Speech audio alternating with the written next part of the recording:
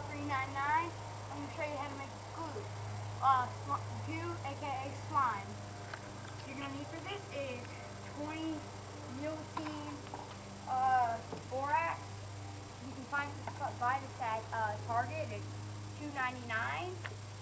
Then you're going to need some Elmer's glue. A whole bottle is what you will need. A cup of water, a spoon, and that's it. So let's get started. First, you're going to want to take some borax and pour it onto your spoon.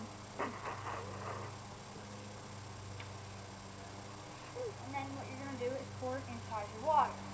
And you're just going to mix it, and mix it, and mix it, and mix it. This takes a while, so be patient, okay? This might take a while. I'm going to have to do this for a little while, so yes. And if it doesn't go, just use your hands.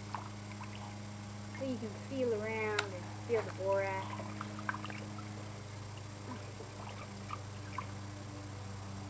And then just let it settle down.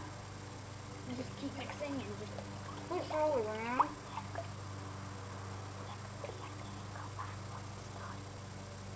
Okay, when this is done, after you get all your borax dissolved, we'll come back, okay?